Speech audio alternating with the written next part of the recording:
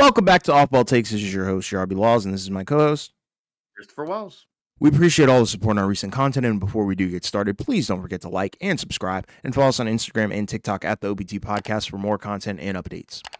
Yes, so we have a trade. We have a big trade that went down. We have the first huge trade of the NBA offseason coming up, despite the fact that we're in the middle of an awesome finals that is currently tied at 2-2. We'll get into that in a moment. But first, we're going to talk about this big trade that happened, and that is the Orlando Magic and the Memphis Grizzlies engaging in a deal where Desmond Bane of the Memphis Grizzlies heads to Orlando, and in return, Memphis gets back Cole Anthony, Kentavious, Caldwell-Pope, 4 first-round picks, and a first-round pick swap, right? So when you look at the draft compensation, the Grizzlies got back the 16th pick in the first round, right? That's Orlando's. And then a first-round draft pick in 2026, which includes swap rights from either Phoenix or Washington, so it could potentially be valuable.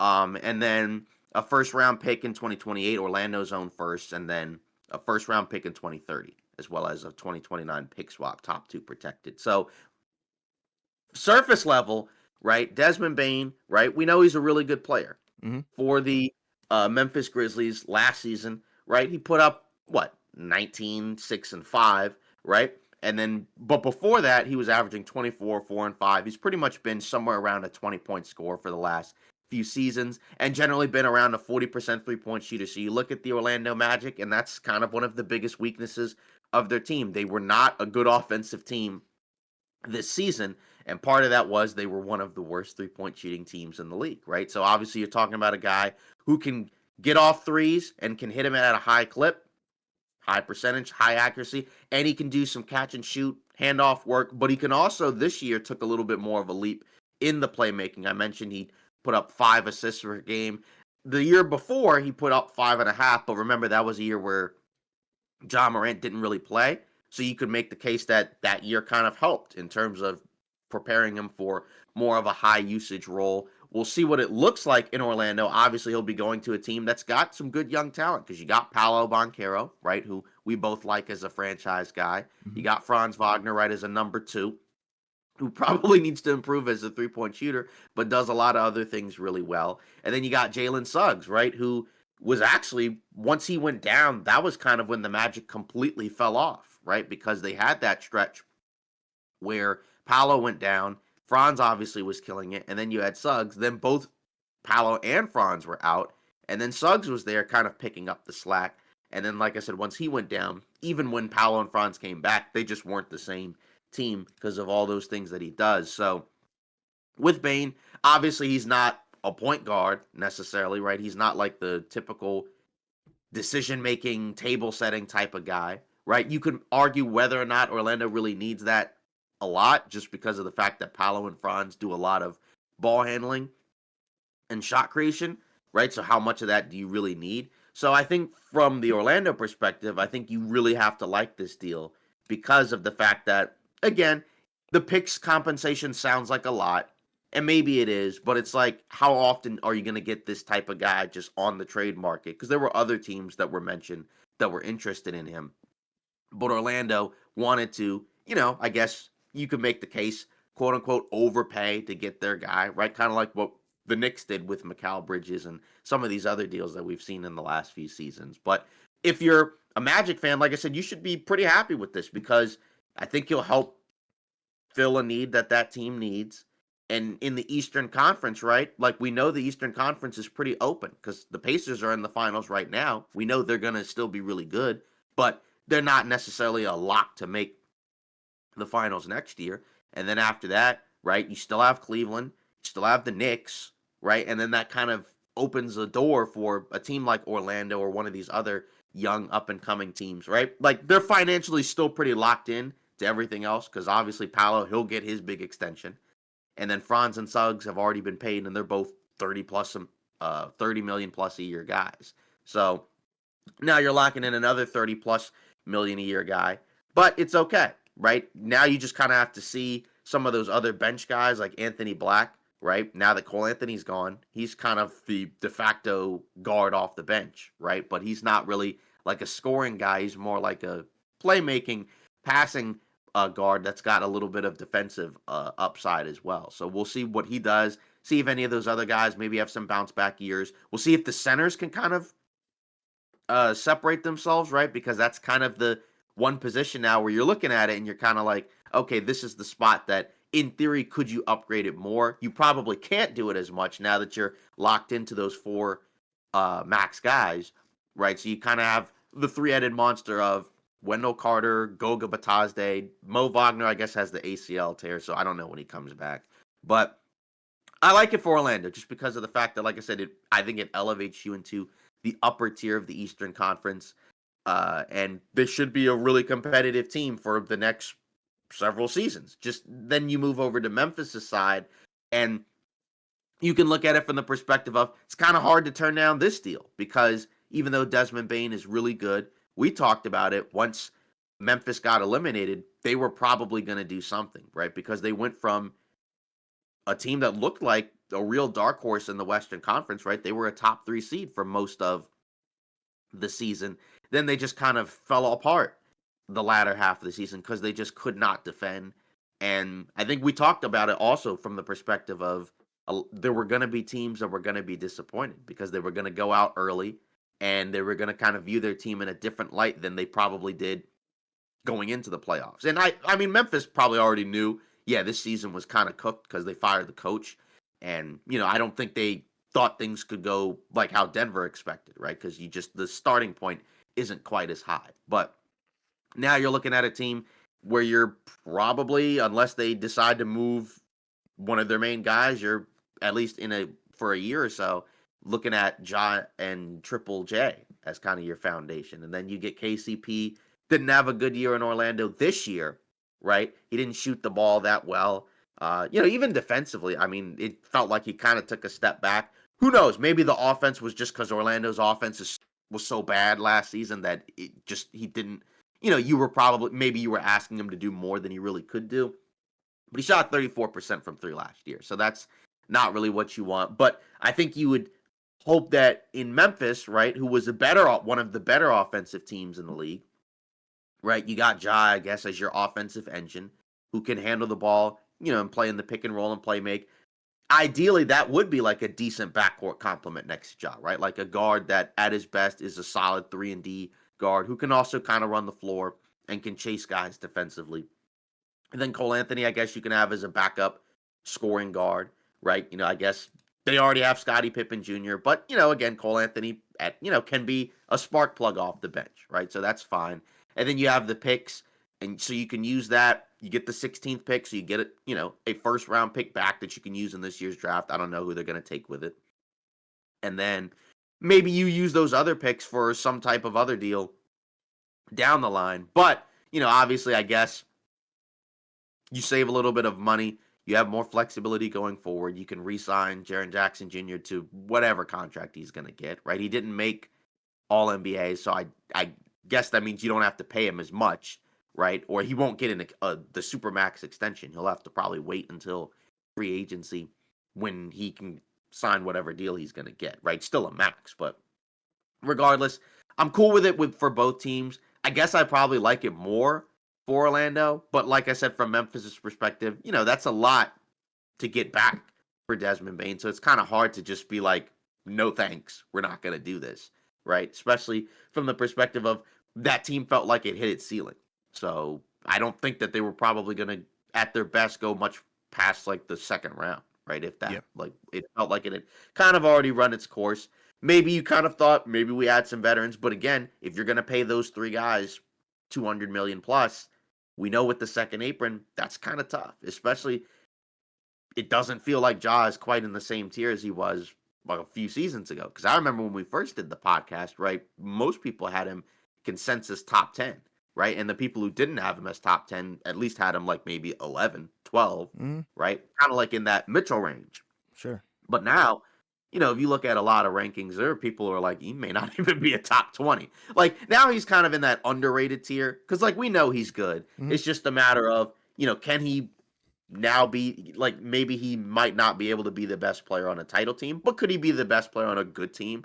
Like, because Memphis was still a good team, right? 48-win team. They didn't do as good the latter half of the season, and that's okay. So we'll see where they go from here. But for Orlando, like I said, you can't turn it down because now with the Celtics being in flux, you might have a chance, right? I don't think people will pick them necessarily to come out of the East. Like they won't be favorites, but you could be like Indiana, where be a good team over the course of the season, and then maybe you shock the world and kind of play above what people thought of you in the playoffs because they certainly have the high end talent. Like we know Paolo's really good. He may not be everybody's cup of tea, but like I said, we're fans of his. And now you got some extra offense that can give him more room to work with. And he's also a young guy, so in theory, he should get better, as should everybody else for the Magic as well. So I think this is a really good deal for both sides. And, hopefully there will be more of these to come as we go into the offseason. Yeah, it's a huge win-win, but I really do, like you said, like it for, Orlando and that squad because obviously we already knew they needed a lot of shooting. They needed a lot of playmaking. They just needed really a third guy to be that connector, I think, between, Franz and Paolo because a lot of times, we saw it not even in just the postseason, but in the regular season, right? Like those guys would drive and the paint would get completely packed and they're either daring, them to kick out to not so great shooters, i.e. KCP. And it's amazing that they were able to get off of that contract and bring in a major upgrade, right? And not have to pay Cole Anthony either. So I think like I said, it's a win-win situation, I think, for both teams. But you do have to look at it from Orlando's perspective the most, I think, because of, the player that they got. I think there's a little bit more to talk about in that regard, right? Because we already knew that the regular season Orlando, they were actually a pretty solid team until they got hurt, right? And that's the unfortunate part. They were ravaged by injuries, but you could still tell there was a clear ceiling, even in the regular season to how this team would operate, right? They have a fantastic defense, very physical team. They that's the majority of the reason that they won those games. It's just offensively, right? They were so horrendous that it translated to a lot of losses in the postseason and regular season. So, bringing a guy like Desmond Bane in, who is, instant offense, I'm not, I think, as high on him as you, but at the end of the day, like, he's still a good player. Like, you can't take that away from him. He's consistent. The jump shot is there. And quite frankly, every year that he's been in the league, he's pretty much improved on some part of his game, right? Because at one point, couldn't really dribble left. Decision making wasn't that good, but now I think he's becoming more of a well-rounded player and a well-rounded option, I think, for Orlando, and it's interesting, right? And I think you have to shout out Memphis for doing something and not just sitting there and running it back, right? And kind of accepting their fate going into that second apron. So you do get rid of I think probably the most expendable of the three guys, right? Because I think Ja is probably still a franchise guy. Jaren Jackson Jr., I mean, I think he's solid as well. Former DPOY winner. So, you do have a solid core there. And now you have all these first round picks, assets. You got KCP back. Hopefully, he can have a bounce back year. Highly doubt it. And you have Cole Anthony, who can provide, some good bench play, I think, in depth at that point guard position. So, I don't think there's a lot to really hate here. I think there's a lot to like from both sides. And I'm expecting Orlando's offense to be a lot better because I think if their offense gets better, maybe hopefully around league average and best case scenario, like slightly above, that'll be a scary team, I think, come postseason. Because I think we already know statistically they're going to be pretty good in the regular season, especially considering the landscape of the East right now, right? It's super up for grabs. We don't really know, who's a legit team over there and who's not. I mean, think about it. Look at the finals that we're looking at right now. Like, not a lot of people penciled in Indiana to get here at the beginning of the season or midseason, right? So that I think kind of tells you how the East is shaping up to be probably for next year as well. So I think Orlando has a true shot to kind of have a coming out party if they can figure some things out offensively. Yeah, and that's the thing where you kind of felt like, why are they so bad on offense? Because, even when, like I said, they had Paolo and Franz back, right? Or even earlier in the season, right? Their offense just wasn't very good. And it just kind of felt like they weren't really doing enough around those guys, right? To really kind of, set up some offense. And the thing is now, like sometimes you can sometimes chalk that up to maybe just not enough from the coaching staff in terms of not enough creativity, not enough juice offensively, but you can also look at personnel because they didn't really have a guy like Bane, and like you kind of said, like we thought over the summer, obviously a lesser version offensively, but some of that was kind of supposed to be what KCP was supposed to bring, right? As at least as a shooter, Hmm. right? Not as an on-ball guy, but he couldn't really do that. He can't really quite fill that role. And maybe that's what one of the other firsts is to kind of get off of the KCP deal because we've seen that from teams before where sometimes you're going to have to give up an extra first to kind of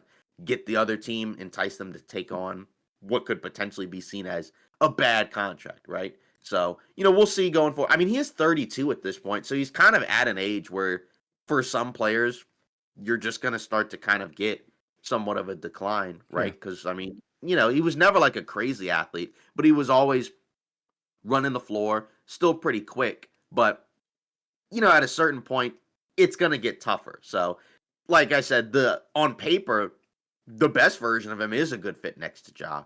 But like you said, how much can you really expect from him at this point? I think you could get a better year out of him. It's just a matter of how much will that change Memphis's fate because they're still going to have other things that they're going to have to sort out, right? Like if this is the trade and then that's it, which it could be, right? Are you going to be much better than you were last season?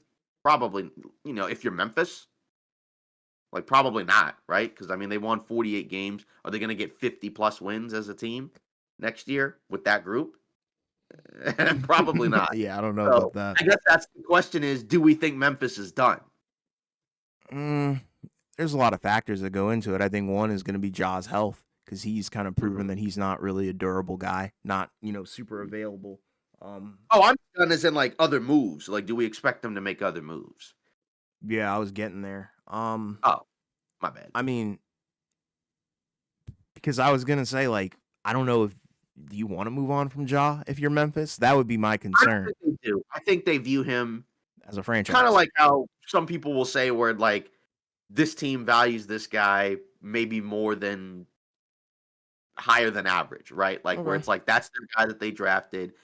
I think fans in Memphis love him a lot. They love his game, and he's a popular player. So I mean, I don't really feel like I don't think they feel like they should have to deal him, Yeah. right? Like maybe in theory, if this was 2K, maybe you do it. But I think there is something to be said about like sometimes you draft a guy and he is your guy and you stick by him, right? And like you can be a good team with Ja, right? Like I mean, it's not like I mean, obviously, like I don't think he can be the best player at this point on a title team.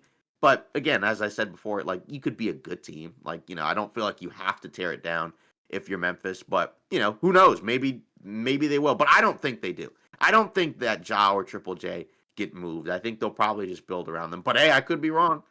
Yeah, it takes time, and I don't know how many options that they really have there, right? And I think the dominoes really started to fall once they traded Dylan Brooks away. I know that sounds kind of crazy, but I feel like that was the beginning of the end for that core and iteration of those guys. So I don't know. Maybe they can find some way to replicate that success that they had during those years where you had a stellar defense and you were kind of also on the fringe of being a pretty good offensive team, with Ja leading the way. I mean, at the end of the day, it's probably going to have to come down to Ja progressing pretty well. And I don't know how likely that is. Like, can he really get that much better? Like you said, he's not in the tier of Anthony Edwards. I think there was a debate between Anthony Edwards and Ja Morant. I think Anthony Edwards has already surpassed Ja, so I think Ja would need to get into that tier for me to feel pretty confident about that team being able to do anything. But I mean, I don't know what they do in terms of improvement, right? Because you have all these first round picks. I guess they could. I mean, it puts them in a category that's kind of interesting, right? Where they're in line with Utah with the most movable first round picks, right? So they could go out there and I guess make a swing for a star, I guess, but realistically that puts you kind of right back in the situation that you just got out of where, you're going to probably have to deal with that second apron and, that's a lot of money to commit to a team that you probably aren't sure can actually win the title.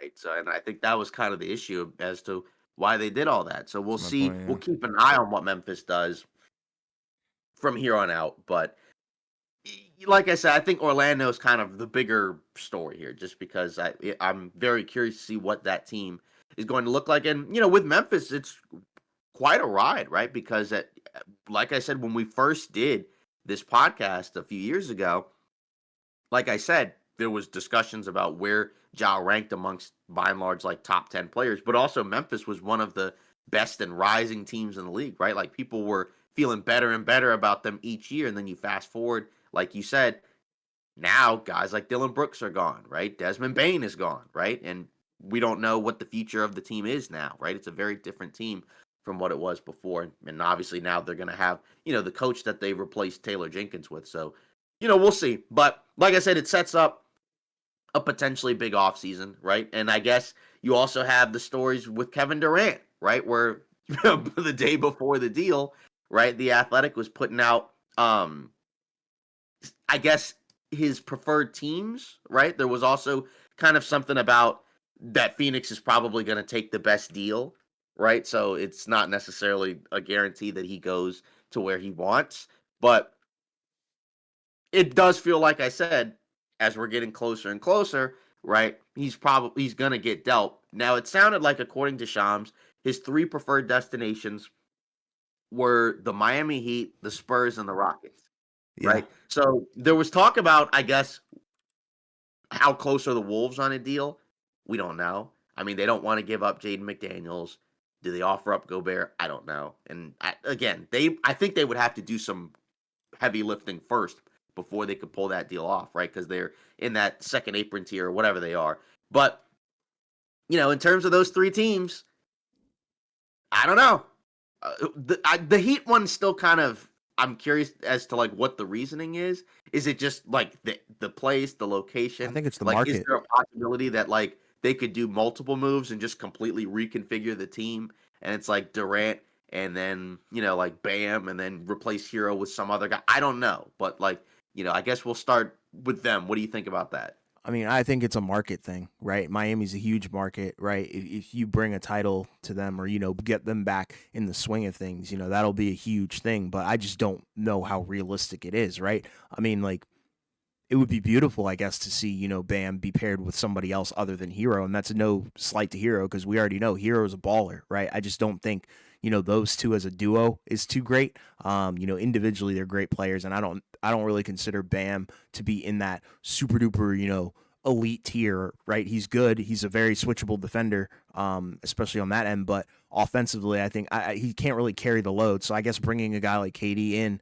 in theory would be pretty sweet because he's going to be your guy offensively. I just don't think that team would be able to get to the title because there's so many other factors on that Heat team that you'd have to take into account. Like, I think they do have good foundational pieces, right? Like Bam. I would assume Hero is going to be the guy that goes.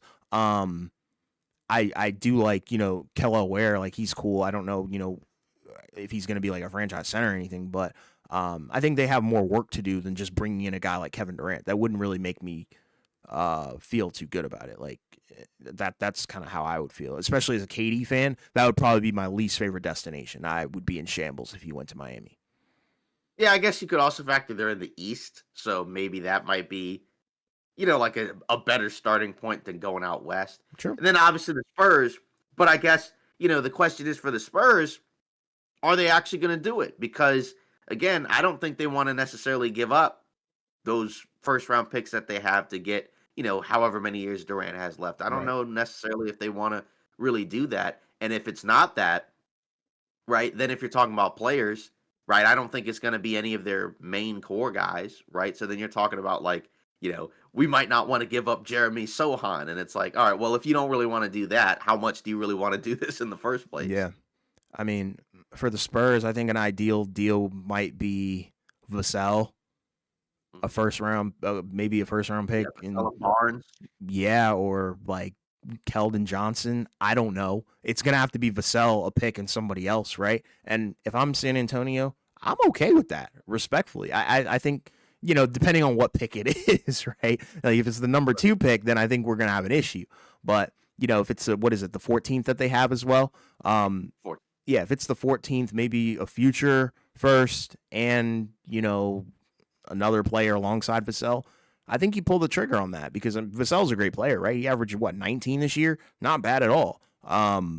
But at the same time, I think that's kind of a swing that I think you have to take because they're clearly accelerated their rebuild already with the De'Aaron Fox move, which was amazing. Like hats off to them for completing that. Like that's awesome. But why not accelerate it even more? Give Wemby, a mentor. I think that would be kind of interesting to see, him and KD be paired up. Maybe he can learn, a thing or two. But, I am curious about that one. That one's probably that would be the most fun and entertaining for sure. Yeah, and then Wemby obviously he's been doing a lot of busy work in this offseason in a Yeah, good way. Right? yeah, yeah, Obviously, yeah, that's some good stuff online to see. yeah, man. But then the Houston Rockets were the third one that were also mentioned. And this was one that had kind of been brought up like a year ago, right? Mm-hmm. Because the Rockets made that deal to get back or to get those Phoenix picks or whatever, Mm-hmm. right? Mm-hmm.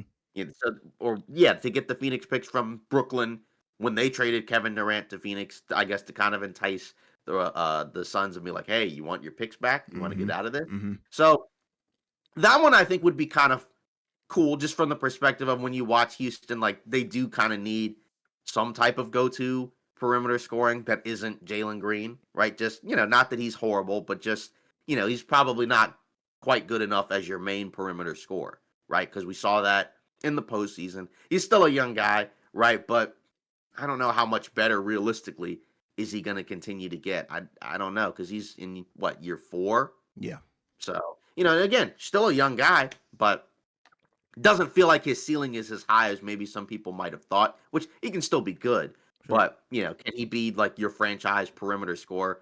Probably not. But then if you're Houston, what are you willing to give up there, right? Because, again, probably only really interested in giving up veteran guys and maybe like, a couple of young pieces, maybe Jabari Smith, something like that. But you kind of wonder, like, you would think like it probably has to be a third team in any of these deals because I don't think the team that's getting Durant is going to want to give up the farm. So you're probably going to have a third team or maybe even a fourth one to kind of put in the rest of it, right? To put in the rest of whatever Phoenix wants. Because that's all the other question is, what do the Suns want, right? How much leverage do they have? Probably not a ton.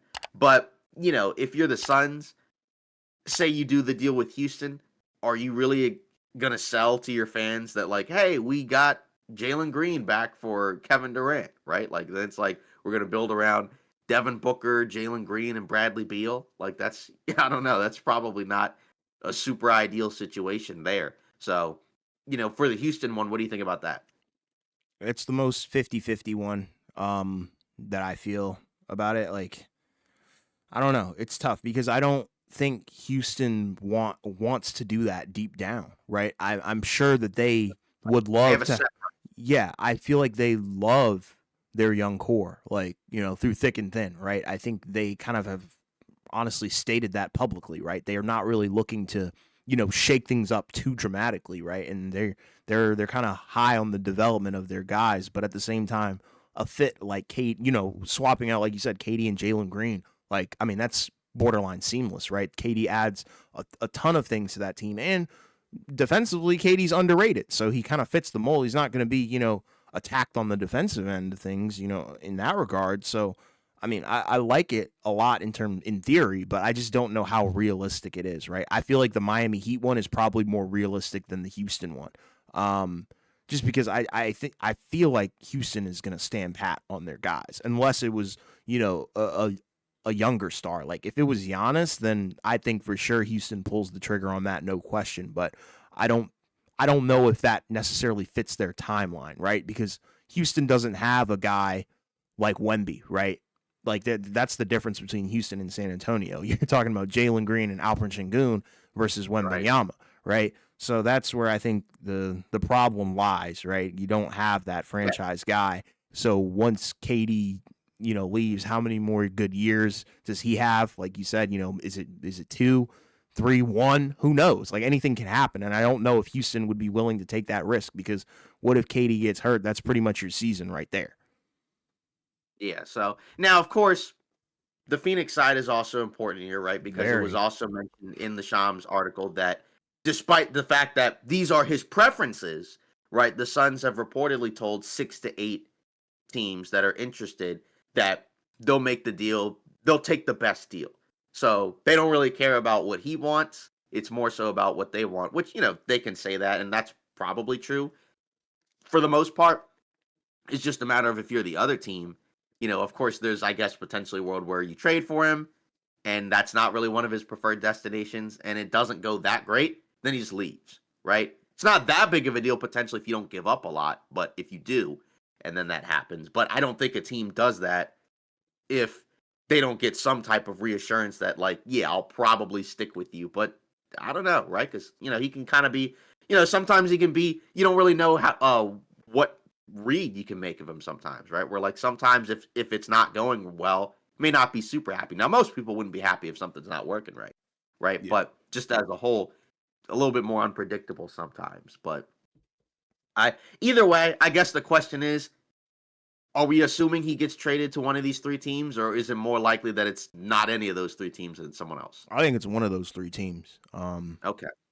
The one that I'm hoping and praying for would be San Antonio. That would be amazing. And I think that's also a great legacy move too. So, I think being able to play with a guy like Wemby, that would kind of be the I guess the the closing chapter on his arc or whatever, his series, right? Like, we already know very maligned player, in terms of his decisions, in terms of where he's played and how he's played. But I think that might, repair some sort of rift between him and the fan base, but we'll see. Yeah, we'll see. And I guess, and then last but not least, do Mm. we expect it to happen before like, do we expect a report or notification to come out before the finals ends, like the Bane deal, or do we think it might go beyond that?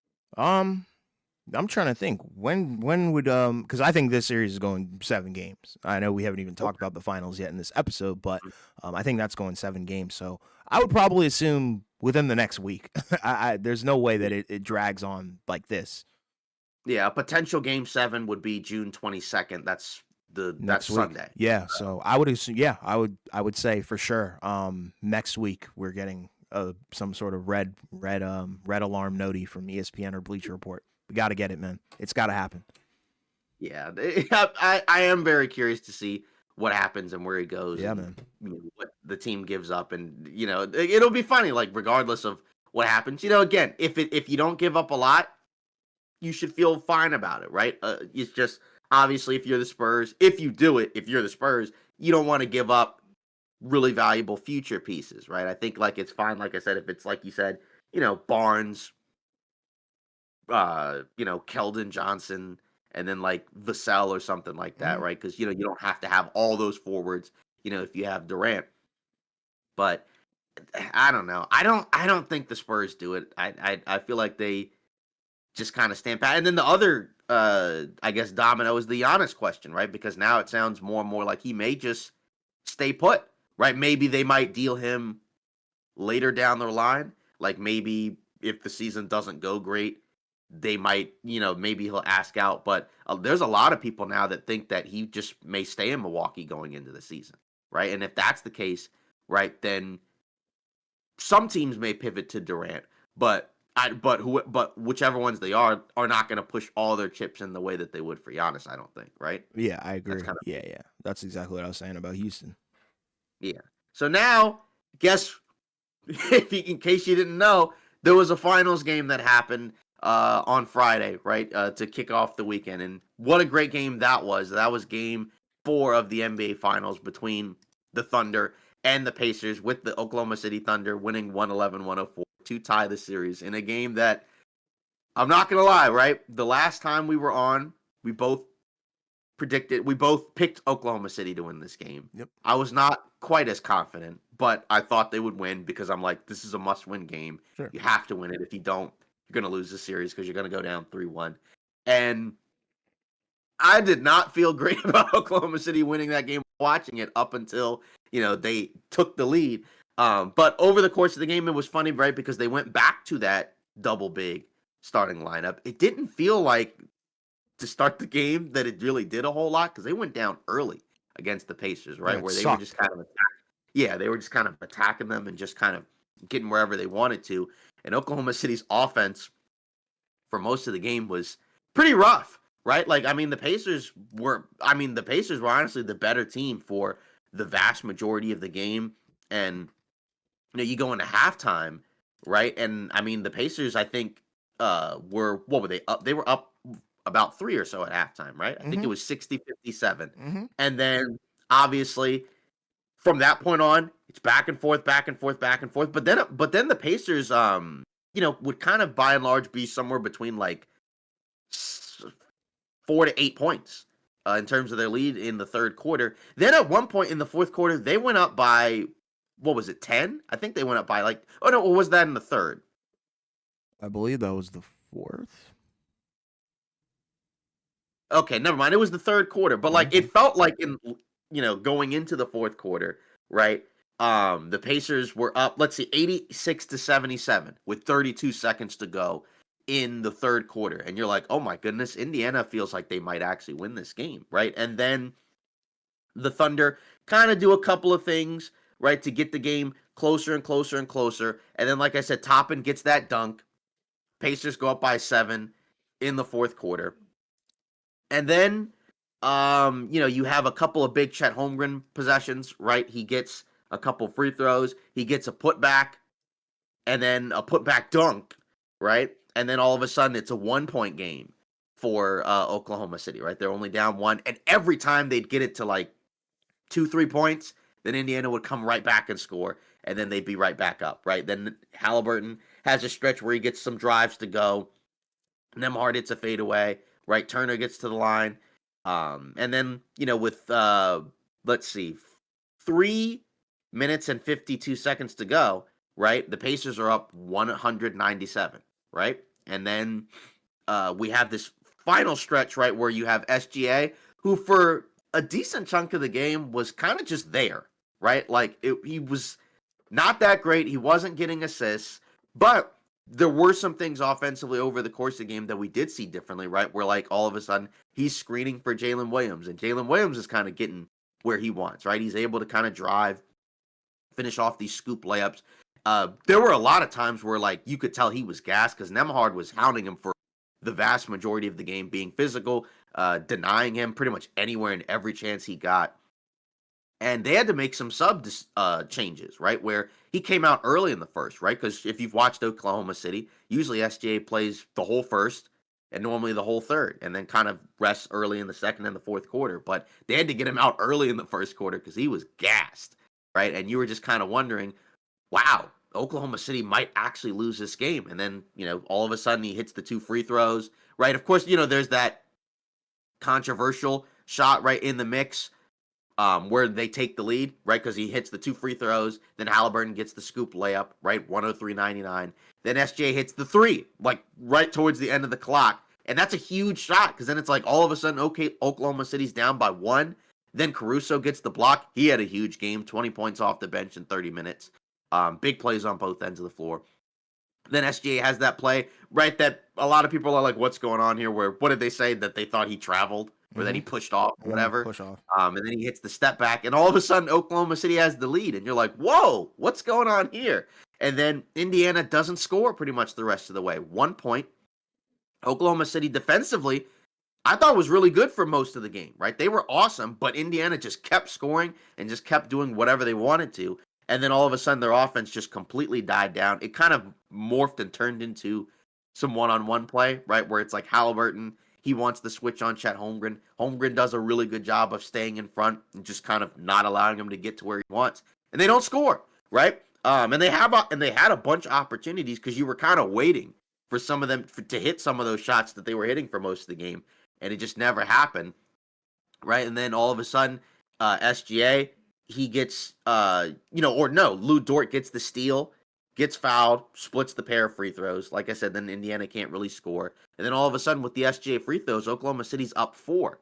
And then Indiana has a chance to potentially come back in the game, right, with Mathurin, because Nesmith fouls out. That was another key thing where Oklahoma City was using SGA as a screener for J-Dub. And also they found a favorable matchup where it's like, we don't want Nemhard guarding SGA, but we want Aaron Nesmith guarding SGA, right? Where Mhm. he just kind of picked on him. He fouled him a ton by the end of the game. I think he fouled him 2 or 3 times in the fourth quarter, Yeah, fouled right? out. And, people were complaining about the officiating. Like, the Nesmith fouls I thought were foul, right? Like, I just Yeah. felt like, I felt like you got him on the arm, got him on the elbow or whatever. Like, those to me, like, those were pretty obvious. I know people mentioned the Scott Foster thing where he was in the game and they felt like the officiating wasn't that great, but it was not great for most of the game, but not in favor of one team or the other. You know what I mean? Where it was kind of like, Yeah.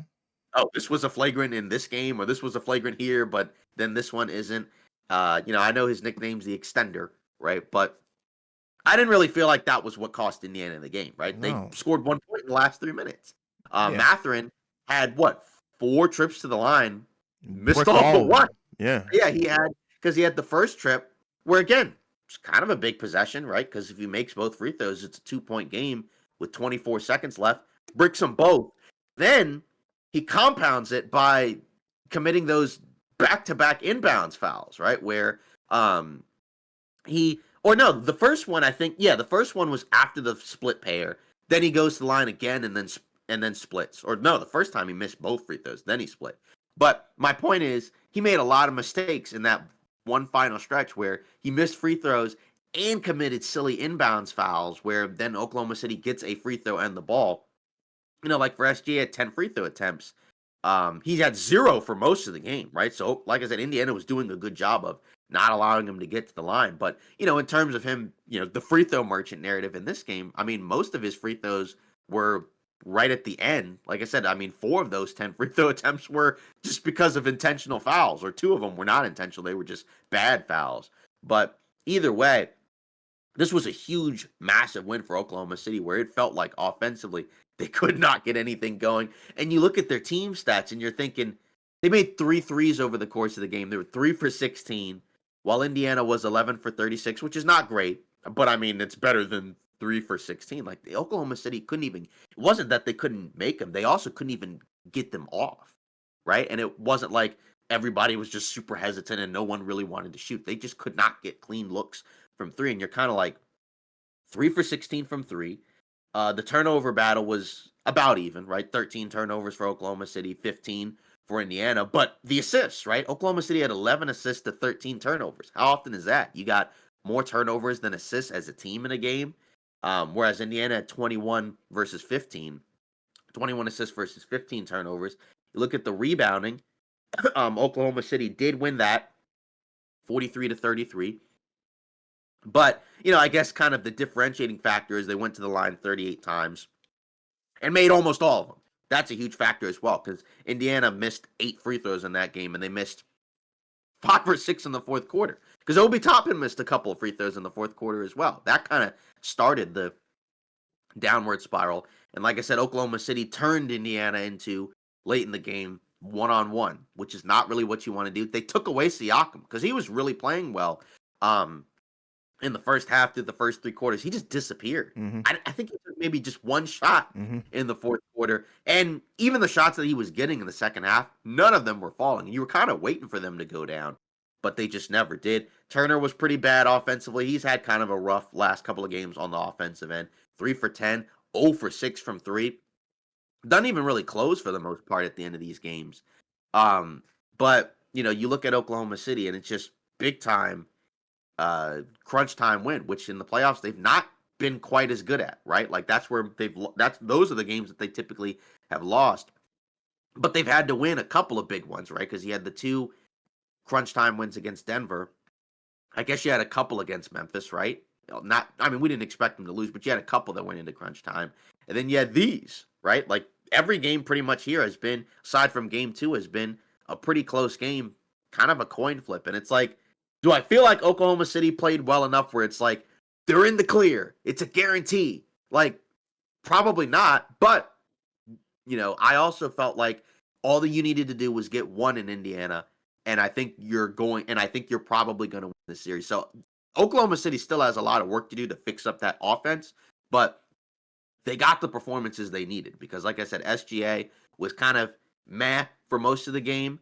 But he showed up in the fourth quarter, right? He had what, like 12, 15 fourth quarter points, right? And they needed every single one of them in order to come out of this game alive, including what, like 7 straight points to get Oklahoma City the lead back. He basically brought him back into the game by himself. Jalen Williams, right? You needed every bit of his game because during the stretch of the game where SGA wasn't quite as effective, he was getting it done. Like I said, because SGA was the screener, and it was just a two-man game. It wasn't like it was pick and roll or pick and pop. They were just getting the right matchup where Williams can drive, super strong, really athletic, and he got to the line 11 of 11 from the free throw line. Like, your three best players shot a combined 27 for 27 from the line. Even Chet Holmgren had some big fourth quarter possessions. He had 15 rebounds, right? And they didn't close with the double bigs. They closed with Chet as the lone five, and he held his own, which is awesome to see. And, Lou Dort, only 6 points, 3 rebounds, but defensively, I mean, anytime Halliburton's on him, he can't really do a whole lot. So, and Halliburton was fine in this game. He had 18 and 7, and he had the stretch in the fourth where he had the 8 points, right? To kind of, it felt like, okay, Indiana's about to close this out again. But Oklahoma City, the combination of their defense and their three core guys stepping up, and then getting a huge game from Caruso as well. Like I said, on both ends of the floor, 5 steals, 20 points, a lot of big shots, including like a Jordan Kobe style turnaround mid-range shot in the fourth quarter. That's awesome to see, because these are the type of games where if you're going to win a title, you're going to have games like this. And for a guy like SGA, this is huge as well, right? Because, you're one step closer to getting that title and kind of, securing a legacy, securing a narrative for yourself and your team. But, Indiana played so well where it's like, I don't know. I mean, could they win another game and get it to 7? My pick was Oklahoma City in 6. Like, they could. Because right when we count them out, they could go back in Oklahoma City and take another game. But I think this was a huge step forward for Oklahoma City getting the win in this series. Because, as we both said, if they lose game 4, it's over. And it felt like they were going to, but they clutched it out. And now the question is, you're 2 wins away. Can you get 2 more? You took back home court, so that's great, right? So the next game tonight will be in Oklahoma City. And then, you could either close it out in Indiana in game 6, or if it goes to a game 7, you go back to Oklahoma City. So, great series, by the way, as well, right? And it's funny because going into the series, right, most people thought it would be kind of just a beatdown, a cakewalk, but Indiana's given them pretty much anything and everything they could ask for. So, we'll see where this goes. But I think, if you're Indiana, I don't think you feel great just because you had that game and you couldn't close it out, because the thing that you're best at didn't really come through at the end of the game. And a big part of that is what Oklahoma City was able to do. But it feels like a lost opportunity, right? Which at this point in the series, it's kind of hard to afford that, because, now Oklahoma City has the chance to go back home and go up 3-2. And I don't know. I can't guarantee that game will get another close game, because back at home, you might have guys who didn't show up in Indiana to have a big game. Like Aaron Wiggins had 20 points in game 2 in Oklahoma City. In game 4, he plays just 8 minutes and has 1 point.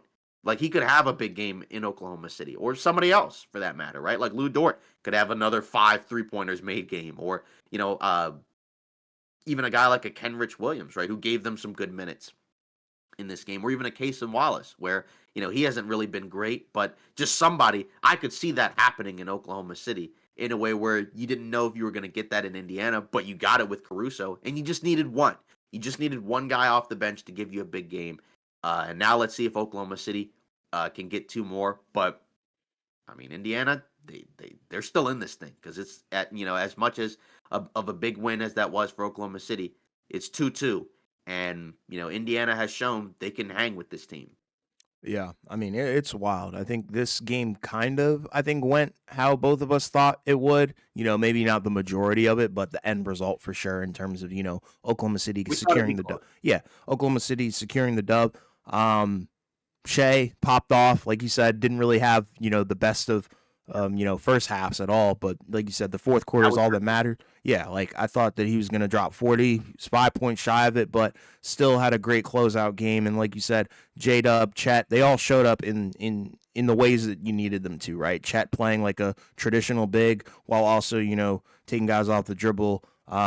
J-Dub being a solid second option in this game as well, outplaying, Pascal Siakam. That's going to be the key probably to win the series. Is, J-Dub and Shea are going to have to be the best 2 players on the floor at all times, right? Or else we're looking at a completely different ball game. So Shout out to Oklahoma City, like you said, the Caruso game that helped you in ways that you can't even really explain because it seemed like where there were droughts offensively, that was the guy that they went to, and it was wild how he delivered pretty much every time. Right, he had a spot up three, yeah, backdoor cuts, spot up three.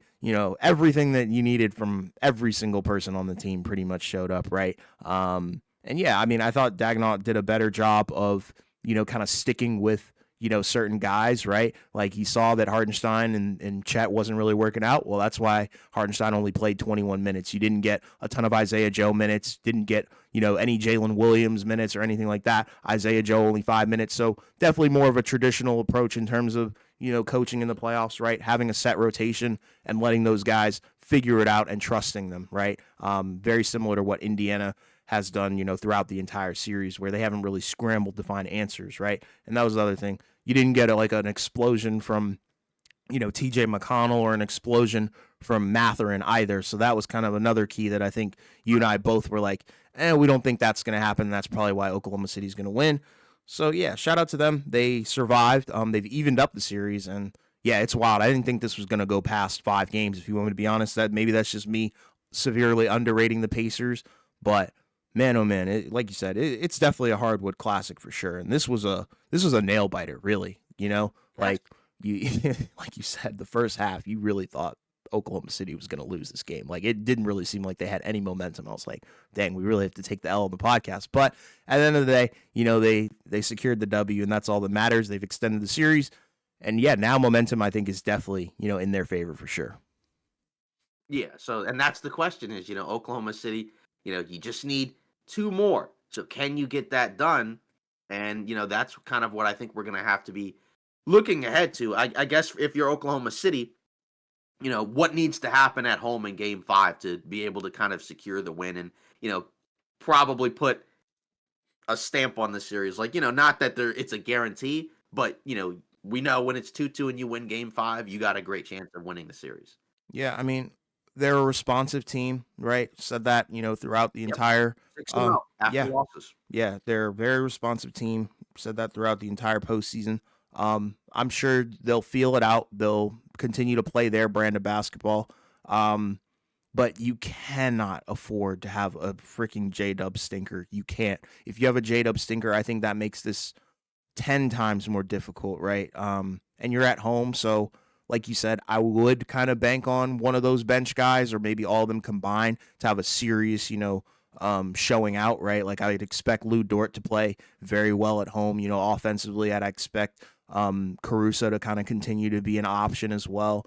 Maybe Isaiah Joe, whoever else they throw out, Wiggins, like you said as well. Like I expect those guys to be a little bit more consistent alongside, Shea doing his nightly thing, but you need J-Dub to show up. Like I know that's a lot of pressure to put on one person, but respectfully, I think it's kind of deserved when you have the title of being the second option, right? We have to kind of treat him like a second option. If the second option doesn't show up, then yeah, you're the reason why you lost that game. So he needs to show up in a huge capacity on both ends of the floor, and they need to continue to limit Siakam and make his presence feel pretty much ghost-like. Yeah, and then I guess when you look at OKC again, 3 for 16 from 3, like a lot of the stats, you're kind of wondering how in the world did they win this game. And again, look at the last couple of minutes of the game, and that's why basically. But just as a whole, it is kind of funny how we're in the playoffs, and you're looking at how deep these teams are. But then when you're watching Oklahoma City, they're not really relying. In that game, they didn't really rely on a ton of guys to kind of close out the game for them. Because like you mentioned, the Hartenstein thing didn't really work in this game, and he only played, like you said, 20 minutes, -7 in those minutes. And some of the other guys who played a ton for them in the regular season and in the earlier rounds, now, some of those guys don't even get 10 minutes of game time.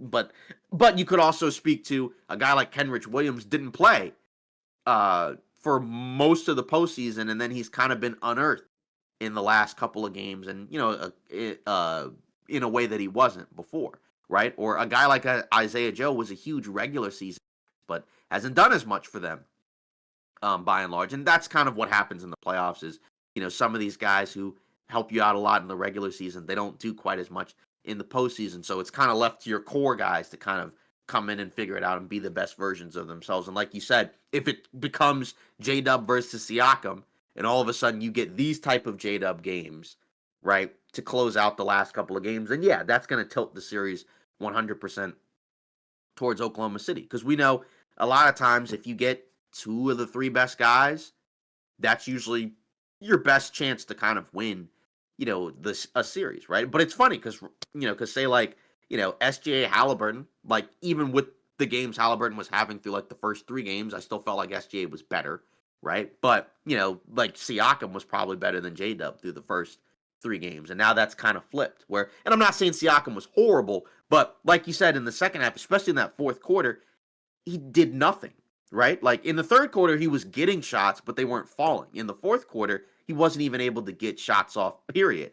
So that's something. And I guess when we look at it from Indiana's perspective, what do they need to do to potentially take a 3-2 series lead? Because now they're going to have to win at least one in Oklahoma City. Yeah. One more. Yeah, right? I mean, Halliburton has to be better. The shots kind of have to fall. That's one thing. That cold stretch in the fourth quarter, that can't happen. You can't really give Oklahoma City that opportunity because that they're going to take advantage of it, right? And that's the funny thing. Like we've seen Indiana do what Oklahoma City did throughout the postseason in this last game, right? Like where they've come back and they've erased leads in the blink of an eye in the fourth quarter. So you can't, they got a taste of their own medicine, but that can't happen again, right? Siakam has to be better.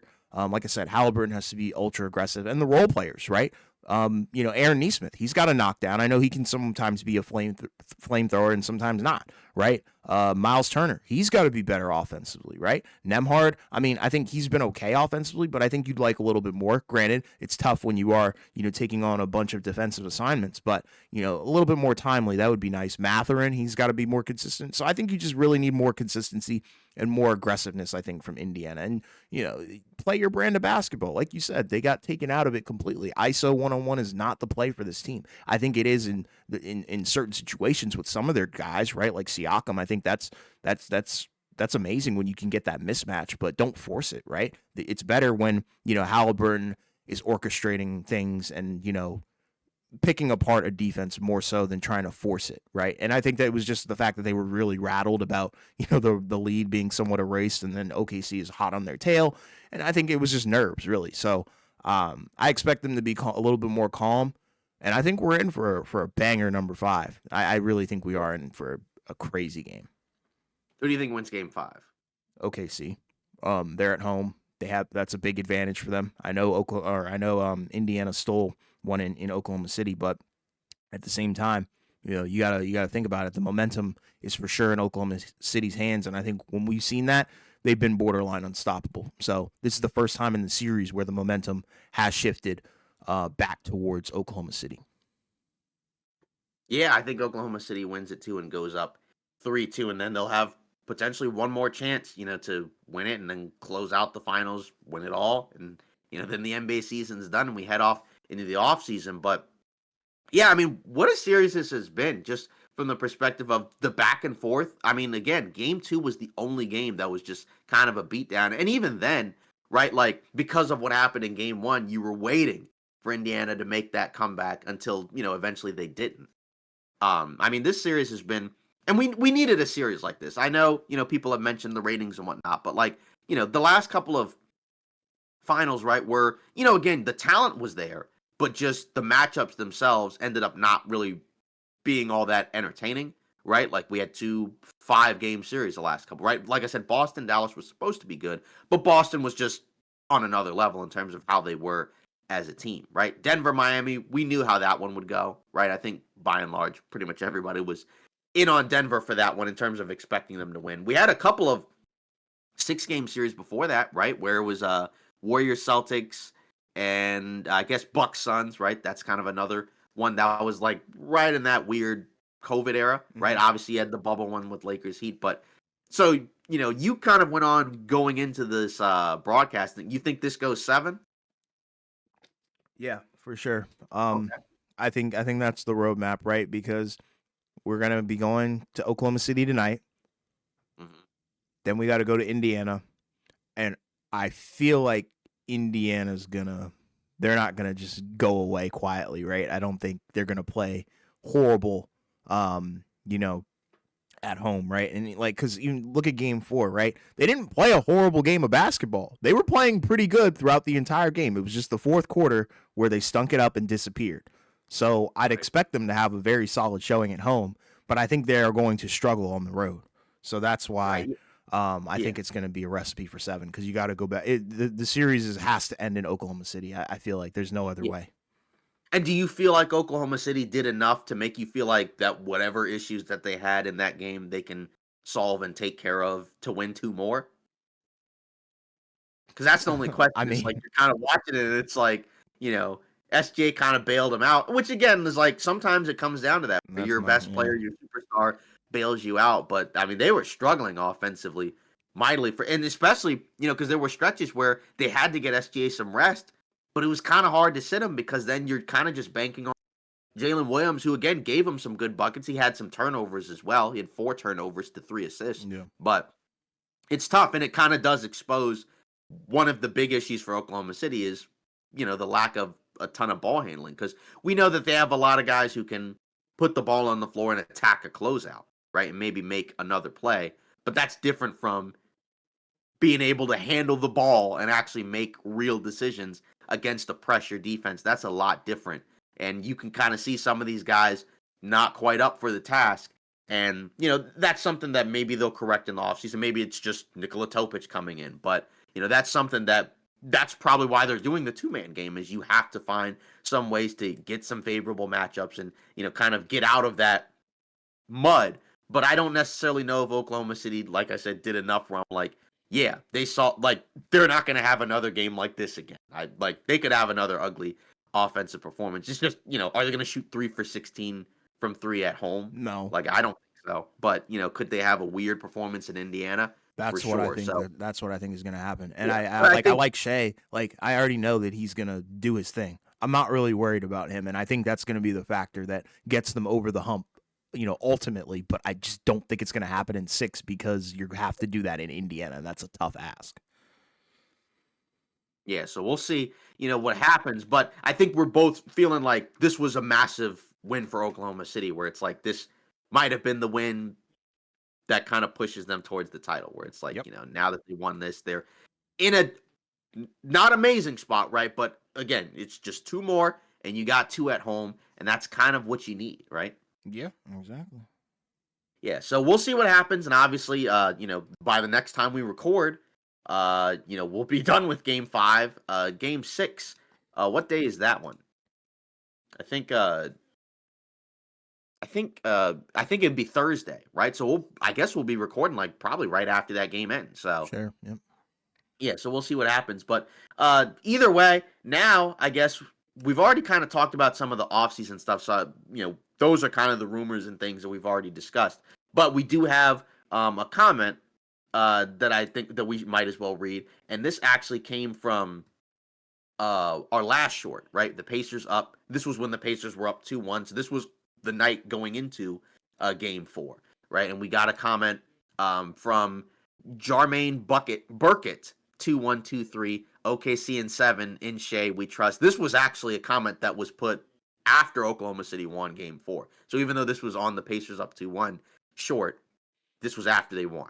Yeah, I mean that's the type of confidence that I have in the team, right? It starts with Shea and it ends with Shea. I think he's a closer, right? He's clutch too. He can deliver. Yeah. When you need him to step up, 90% of the time he's going to step up. It's a pretty good success rate. So, yeah, shout out to Shea, and I agree. OKC and 7, Shea we trust.